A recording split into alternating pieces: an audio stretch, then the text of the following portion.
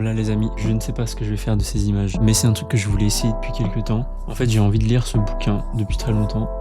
Il parle d'écriture. Et je me suis dit, je sais pas, je vais faire une espèce de vidéo lecture. Je sais pas ce que je vais faire. Donc vous allez me voir, en plus j'ai mis Alors il y a mon petit toutou qui dort sur le côté. Il a été tondu récemment, le pauvre. Il reste le plus mignon, mais ça fait très particulier. Et il y a du League of Legends compétitif sur le côté, donc je vais être plus ou moins concentré dans ma lecture. Mais je vais lire ce livre et je vous partagerai quand il y a des trucs qui me marquent. Puis on en parlera à la fin, je sais pas. Est-ce que je vais tout lire, pas tout lire, j'en sais rien. Je vais me laisser porter. Voilà le test qu'on va faire aujourd'hui. C'est Vers l'écriture de Jeanne Benhammer, pardon. Ça serait bien d'oublier, de la respecter. C'est un livre que m'a offert ma mère qui parle d'écriture. Vers l'écriture, récit de transmission. J'ai lu quelques phrases, j'ai lu la 4e de couverture, ça m'a appelé de fou malade. Donc j'ai très hâte de le lire. Et quel plaisir ce serait de discuter directement avec l'autrice. Peut-être un jour, il pleut de fou dehors, on est vraiment au bon moment pour faire ça. Alors j'ai pas activé les lumières, tout, donc la colorimétrie est peut-être pas ouf, mais c'est pas grave. J'ai mon petit rooibos là, que je vais d'ailleurs me servir. Hop, voilà, magnifique. Dans une petite tasse à thé, tard la reine d'Angleterre. Et écoutez, c'est parti, je couperai de toute manière, hein, mais voilà. J'ai mon petit crayon de papier pour prendre des notes, et puis à très vite.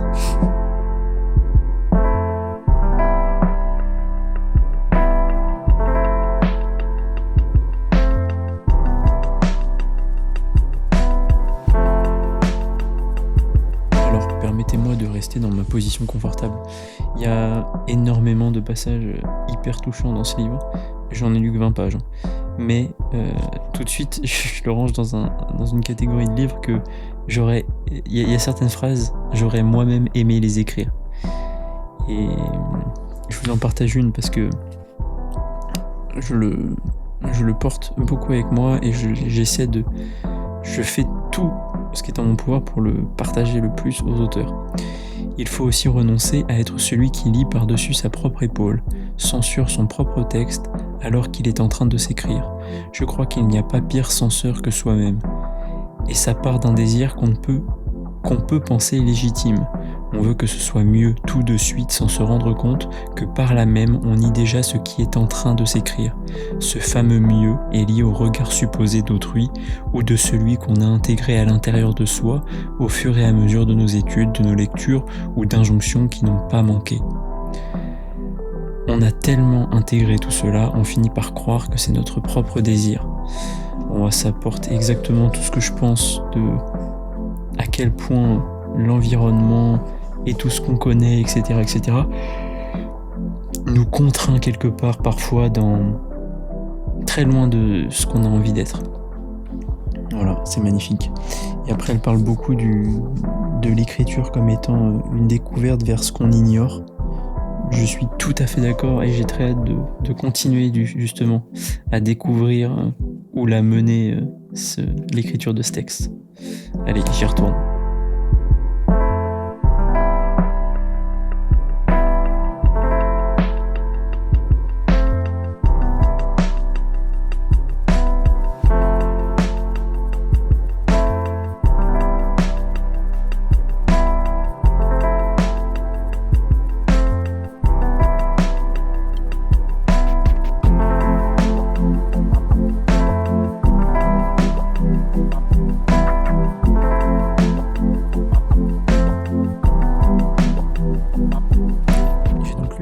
Première partie du livre et c'est assez passionnant comme ça résonne. Donc elle est dans un contexte d'atelier d'écriture et elle parle du moment où qu'est-ce qu'on fait une fois qu'on a écrit le texte de l'atelier quelque part, et elle partage ce truc génial elle invite les gens à se poser des questions plutôt que de relire. Alors je vais voir ensuite dans le déroulé du bouquin, elle va expliquer ses étapes et les questions qui sous-tendent ce ce qu'elle cherche à obtenir comme réponse quelque part.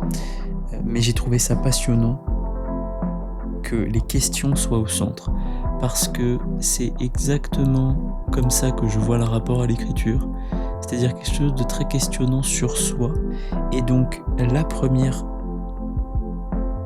premier pas, est de se poser des questions, et donc de redécouvrir son texte.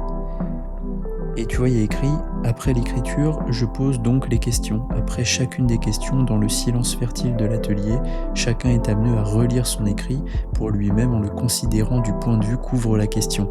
Il redécouvre son texte. » Et un peu plus loin, elle écrit « Commencer à voir comment on écrit, se dire « Moi c'est ça, j'écris comme ça. » Et ouais, l'écriture, c'est exactement ça. C'est faire apparaître ce « Moi c'est ça ». Voilà. Et le questionnement permet cela. C'est en fait typiquement tout mon travail de coach, de permettre le recadrage et donc le regard neuf par le questionnement. Et je pense que c'est pour ça que ce livre déjà me touche autant. Ouais, je retourne à ma lecture. Vous m'avez vu faire une petite sieste d'ailleurs.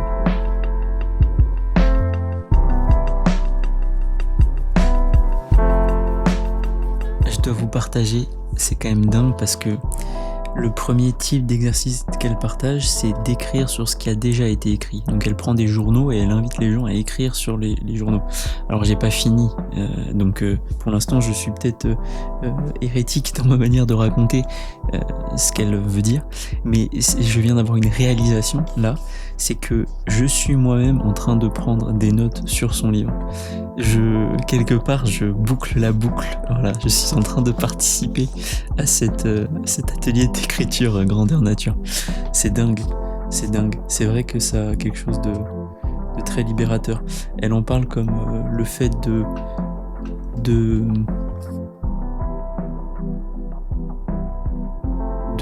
suivre les pas de ce qui a déjà été écrit pour désacraliser quelque part cet acte. Et j'aime beaucoup cette notion de passeur d'histoire qui suppose qu'on est en fait une somme de tout ce qui nous compose et on en fait notre tambouille et hop, on le libère au monde. Et j'adore cette sensation de se dire que on participe à toute l'humanité parce qu'on passe toutes les histoires qui nous ont nous-mêmes marqués en écrivant la nôtre. C'est magnifique. Je retourne à la lecture.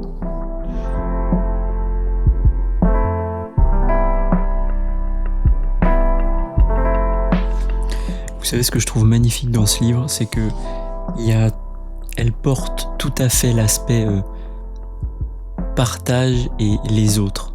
Elle évoque les gens qui l'ont mise sur cette route de réflexion, et là elle écrit je remercie encore la dame qui écrivait sur son journal et qui m'a fait réfléchir. Et en fait c'est tellement ça que sont la curiosité et les rencontres. Agir, sortir de chez soi, regarder autour et s'imprégner, s'inspirer, écouter, entendre. Voilà. Et ce bouquin le dit, le montre par l'exemple. J'adore. Et là, il y a une phrase absolument magnifique. Écrire est elle est tellement lourde que j'arrive pas à la dire. Écrire est un acte humble, silencieux, mais qui exige de vrais choix et qui n'a pas peur de répéter, de recommencer. Et ouais, il y a quelque part rien de plus simple qu'écrire. C'est tellement simple dans l'effet, mais porteur de tellement de sens. Et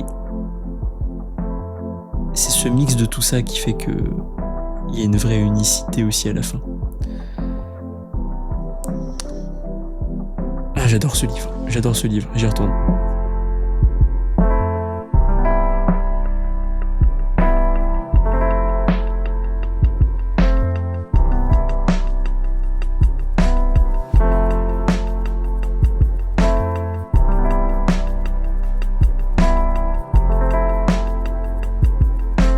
J'ai fini de lire la première étape et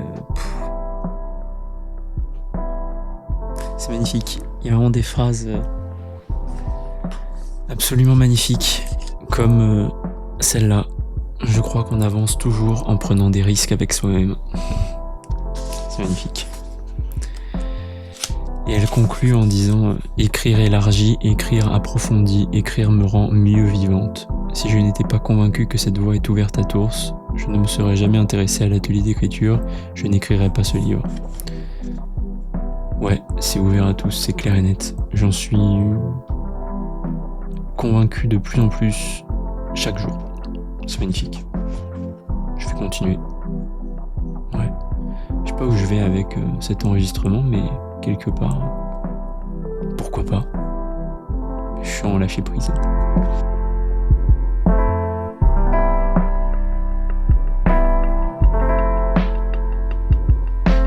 Dans ce texte, il y a des phrases hyper courtes qui me percutent comme un camion, genre. Elles sont tellement belles. Là, tu vois, par l'écriture, nous nous offrons la profusion. Rien que de le dire, ça me fait des frissons, genre. Et ça me parle à tellement d'égards, genre. La profusion créatrice, l'imaginaire, les nouvelles vies, tout. L'écriture est tout, quoi. Cette profusion de possibles, qui prend naissance quand on est dans l'acte d'écrire. C'est magnifique. Et la deuxième là, qui m'a marqué, c'est « Il faut beaucoup d'amour pour bien regarder ». Enfin, je crois que j'ai pas envie de parler de cette phrase. Elle est trop belle. Elle est trop belle. Merci Jeanne. Je continue avec grand plaisir. Dans la même veine, tu vois, elle écrit il faut de l'attention pour percevoir des signes qu'on décèle dans un détail. Celui qui donne pleinement son attention à autrui en revient toujours riche. » C'est tellement vrai, et vous savez, c'est que ça me fait écho à ce que Wajdi m'avait dit quand je l'avais vu. Il me parlait de son rapport à l'écriture et de la manière dont il rechargeait sa créativité, ne serait-ce qu'en s'asseyant dans le métro et en regardant les gens.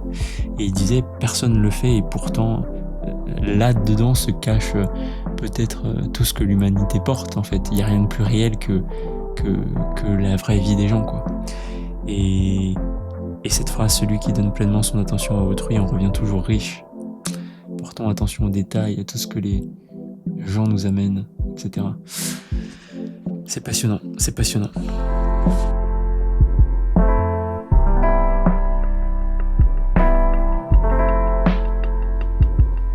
Elle dit quelque chose de très intéressant qui est je sais que l'écriture va débusquer ce qu'il y a de plus intime en nous. Et elle dit mais je sais aussi qu'il faut y être prêt et que ce n'est pas parce qu'on vient dans un atelier qu'on y est prêt. L'intime s'invitera de toute façon. Et ce qui est dingue, c'est que c'est souvent ce que je dis aux gens avant qu'on commence à travailler ensemble. Je leur dis, tu vois, je te demande pas de pas avoir de peur, je te demande pas d'avoir déjà trouvé ton rythme, etc. etc. Par contre, est-ce que tu es prêt à aller les affronter et à aller les traverser et à en faire une partie de toi? Parce qu'en fait, c'est tout ça le travail d'écriture. Et c'est vrai que parfois certains n'en sont pas prêts, et c'est normal. Et parfois l'expérience et le temps font leur effet. Je préfère dire l'expérience parce que le temps tout seul est jamais forcément le déclencheur de changement. C'est aussi l'action et l'intention qu'on y met dans ce temps. Bref, magnifique, je continue. J'arrive à la 100e page. Putain, j'ai lu, j'ai pas lu autant depuis un moment. C'est fou. Ah bah là, tu vois, la première. Un autre alphabet est en filigrane derrière ce que nous écrivons toujours. Magnifique. Vous voyez, petit partage au milieu de cette lecture. J'ai Anaïs que j'ai accompagnée pendant... en tout, on a travaillé quasiment 8 mois ensemble. Elle était au salon du livre de Bondu ce week-end, je crois, si je prononce bien. Et elle a croisé Élise, que j'ai eu dans le podcast épisode 44 peut-être, où elle était venue parler de la vie en turquoise. Et ça me fait trop plaisir parce que du coup Anaïs a rencontré Élise et donc elle m'a envoyé une photo de toutes les deux. Ça me fait trop plaisir et quelque part c'est toute la boucle, tu vois. Quelqu'un que j'ai accompagné, quelqu'un que j'ai eu en interview et qui est hyper inspirante sur tellement d'aspects. Et tu vois, elles se croisent toutes les deux au moment où je suis en train de lire un livre sur l'écriture qui est en train de me toucher plus que tout. Et voilà, j'aime beaucoup ces petites synchronicités. Le hasard se trouve et la beauté de la vie se trouve dans ces petites simplicités. Magnifique.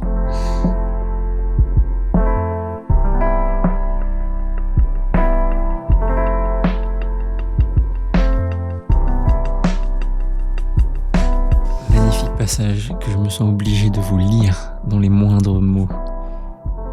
La publication n'est pas le Graal. Le Graal, c'est sentir qu'on a enfin atteint une zone qui restait inexplorée au fond de nous. Et ça rend la vie plus ardente. Soyons toujours au clair sur les raisons qui nous font écrire.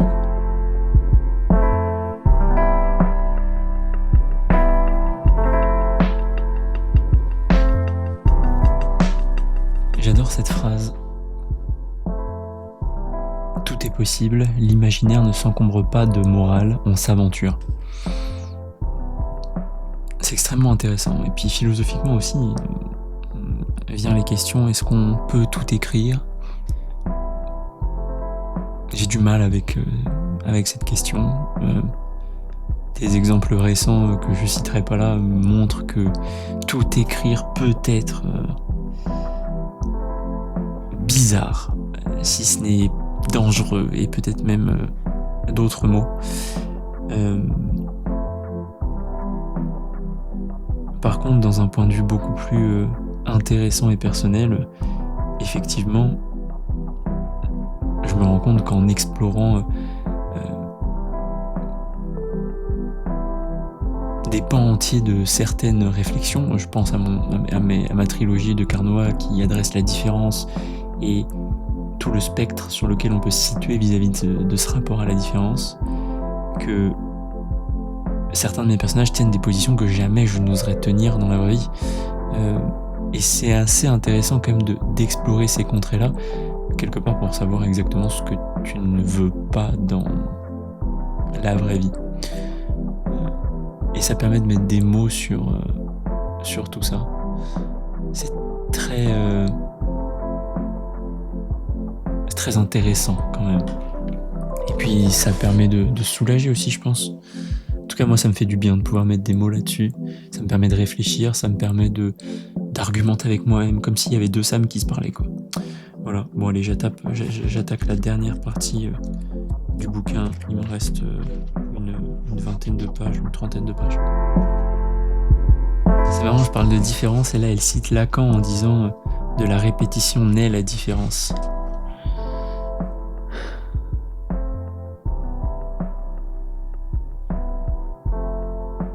C'est fou parce que c'est très vrai. Et ça rejoint ce que je disais tout à l'heure sur les passeurs d'histoire. Quand tu passes dans les pas de quelqu'un d'autre, quelque part, tu crées ton propre chemin, de toute manière. Et pourtant, la phrase est particulièrement paradoxale. La répétition qui crée la différence. Putain. C'est 6 mots et tellement puissant. C'est fou. Vraiment des phrases que j'aurais aimé écrire, ça, tu vois.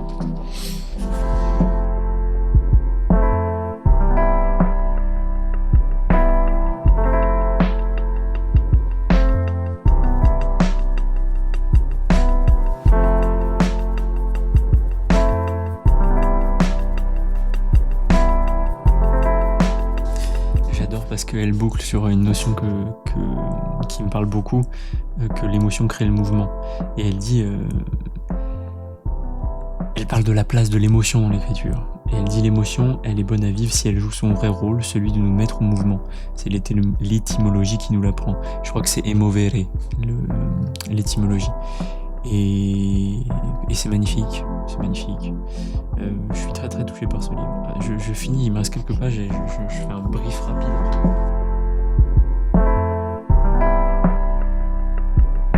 Bon, petit débrief. Alors, c'était magnifique. Je dois vous donner un peu de contexte. Ça fait franchement depuis le début de l'année que j'ai grave du mal à lire. En fait, j'ai du mal à me poser pour lire. Je suis tellement occupé par oser écrire et tout ce que j'ai envie de mettre en place que ça m'obsède, hein, vraiment. Et Et du coup, le seul moment où, en théorie, je lis, c'est le soir. Sauf que le soir, je suis tellement décalqué par le sport et par les journées hyper intenses que j'ai, que en fait, je lis genre 2-3 pages et j'arrête. Et pour vous dire, depuis le début de l'année, je suis quasiment toujours sur le même livre qui est ici, là. Qui est un livre de business, c'est Principles de Ray Dalio. C'est un super livre, hyper intéressant, mais bon, que ce soit lui ou un autre, de toute manière, je m'endormirai quoi qu'il en. Et là, ça faisait très longtemps. On est un week-end et j'ai fait en sorte de quasiment rien avoir à faire aujourd'hui. Et du coup, cet après-midi, je finis de manger. Et là, je me dis, bon bah, en fait, j'ai le temps de lire. Et j'avais cette idée d'enregistrer quelque part la lecture sans trop savoir faire ce que je vais faire de cette vidéo, mais je me suis pris au jeu et ce bouquin, je l'avais depuis tellement longtemps, je le réservais un peu pour ça en fait. J'avais lu les 2-3 premières pages au début et je m'étais dit, oh putain, ça va être incroyable, comment faire pour arriver à prendre tout ça. Je crois que je le lis à un bon moment, je crois que j'avais besoin de lire ce livre. Et pour vous faire comprendre pourquoi, je vous lis juste le petit, je sais pas comment on appelle ça, mais le dernier texte. Je suis une femme de foi sans église et sans dogme. 1, 2, 3, on recommence. Je suis une femme de foi sans église et sans dogme, mais je reconnais que je suis mue par cette foi depuis toujours, foi en l'être humain, quelles que soient les horreurs dont il est capable, et que je vois avec lucidité, tristesse et terreur, parfois encore, se répéter. Je crois en la capacité humaine à soutenir l'amour et son corollaire, l'espérance. Je crois que toute notre vie peut être n'est là que pour ça, cette lutte-là. L'écriture est une façon de mener cette route. Dans ce monde tourmenté, c'est ma façon de vivre. Et j'ai des frissons en le disant, parce que pour moi, c'est ça. Je vois l'écriture comme ça. Je vois dans l'acte d'accompagner les gens à écrire, quelque part, le sauvetage de l'humanité. Tu vois, si je tirais le trait le plus loin possible, je crois vraiment profondément au fait que les livres qu'on écrit changent notre vie, remettent la lumière sur notre chemin, ou y mettent encore plus de lumière quand on l'a déjà, et surtout vont mettre de la lumière chez des gens et on ne sait pas qui. Une phrase, voilà, on ne sait jamais qui on sauve en écrivant. Oser écrire, c'est tendre cette main et ne pas savoir qui va la prendre. Mais si on n'écrit pas, on l'attend pas et potentiellement quelqu'un n'est pas sauvé. Et donc je crois beaucoup effectivement à l'écriture comme façon de mener cette route, et comme acte de foi envers ce qu'est l'humanité, avant tout de l'amour et de l'espérance. En tout cas, je rejoins totalement son avis là-dessus. C'est un livre passionnant, très orienté atelier d'écriture, forcément. À terme, j'aimerais bien en faire. Maintenant, je concentre mes efforts sur autre chose. Par contre, là où il est passionnant ce livre, c'est que il met au centre 2 points qui sont à mon sens essentiels et qui sont vrais quel que soit ce qu'on explore dans la vie. C'est les rencontres. Et donc, oser partager, oser parler, oser être curieux, oser être attentif aux détails, oser écouter, oser entendre, oser vivre en fait. Elle utilise beaucoup le mot oser, c'est pour ça peut-être aussi que ça me parle beaucoup. Et le deuxième point, c'est tout simplement le pouvoir des questions. Ça rejoint un peu la curiosité, mais on résout tellement de problèmes en posant des questions. On résout tellement de problèmes en mettant de l'explicite sur ce qui est implicite. Et c'est toute cette capacité à recadrer, c'est tout ce que je cherche à faire avec les gens que j'accompagne. Le coaching, c'est ça, c'est du recadrage. Pas au sens scolaire du terme, en mode on repose un cadre, non. Voir les choses de manière différente, apporter un angle neuf, une définition nouvelle. Elle insiste sur le poids et la définition des mots, que tous les mots n'ont pas de synonyme, puisqu'en fait ils portent en eux exactement ce qu'ils doivent porter. Et si on utilise un mot, c'est pas pour rien. Je suis tout à fait d'accord avec cette définition et je la pousserai encore plus loin. Je dirais que on a chacun notre définition des mots. C'est pour ça que quand quelqu'un vous dit quelque chose, ayez la curiosité de le questionner, ou en tout cas au moins d'y être attentif. Il ne s'agit pas de rentrer dans une démarche de coaching sauvage et perpétuelle, on s'en sortirait pas. Mais quand quelqu'un utilise le mot de légitimité de pages blanches, de je vais bien, je vais mal. Derrière tout ça, il y a sa définition et ses définitions. C'est quoi la légitimité? À quoi elle ressemble cette page blanche? Bien, qu'est-ce que ça veut dire pour toi? Et mal, d'où ça peut venir? Et en osant poser ces questions, en restant ouvert et curieux, je crois qu'on fait un pas vers cette foi en l'humanité. Voilà, c'était vraiment un super bouquin. Je découvre Jeanne Benhammer par cet écrit. Ça me donne envie de découvrir ce qu'elle a pu écrire d'autre. Et je vous parlais de rencontres, c'est grâce à ma mère que je lis ce livre-là. Donc merci maman quelque part. Voilà, une rencontre de plus qui fait que on découvre un bouquin super. Quand je dis rencontre, j'entends le contact et l'ouverture aux autres. Si je n'avais pas dit à ma mère que je faisais aux écrire, elle aurait jamais pensé à ce bouquin et elle aurait jamais pensé à me l'offrir. Vous voyez ce que je veux dire? C'est dans ces petits choix-là que se trouve la génialitude de notre vie. Je vous laisserai avec ça. Des bisous les copains, des bisous les copines.